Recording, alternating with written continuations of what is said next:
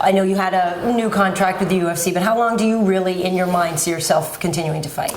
And I haven't placed any limits on myself. I've already this year, fought 3 times, so that's probably more than most people expected. I'm sure probably more than the UFC expected, but they welcomed it because of all the injuries and all this stuff they've had. Yes. So it's been good. It's been good for me, and I think it's been good for them too. I've got 4 fights left on the contract, and I'm just like I've started this, taking it one at a time, kind of interpreting the matchup. Is it interesting? Is it something I want to do?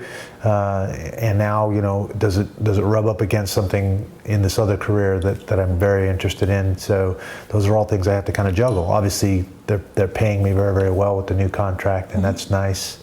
Nowhere near that level of things in the acting realm. So.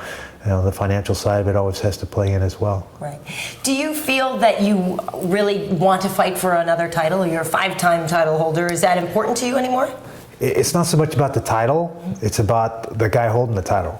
Machida is a very interesting puzzle. So you want a chance at that, and huh? I want a shot at solving the problem, and nobody solved the problem. Shogun came the closest with the counter kicks and what he did, and now they're going to have a rematch, so it'll be interesting. I'll be paying close attention to see how that comes out. Right. But it's more about the intrigue of that matchup and his unique style, and I have a lot of respect for his patience and him as an athlete, and those are the kind of fights that intrigue me and interest me.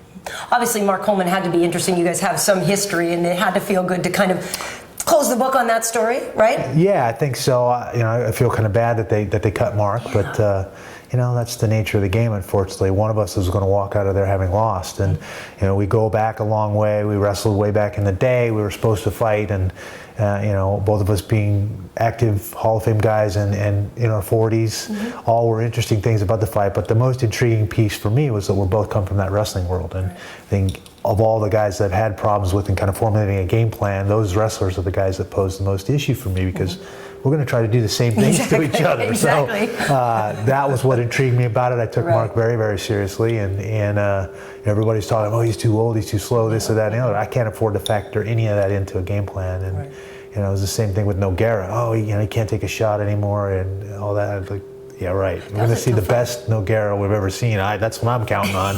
And sure enough, that's what we saw. So. Well, I screamed myself hoarse that night. Wow. I was there with Sam and Marie, and we were going crazy. Wow. I mean, just crazy. And that was one of the loudest events. They said that was the loudest event right up there in Portland. Yeah, obviously my home turf, my old home turf, right. And fighting in front of the hometown crowd, and that arena was very, very loud.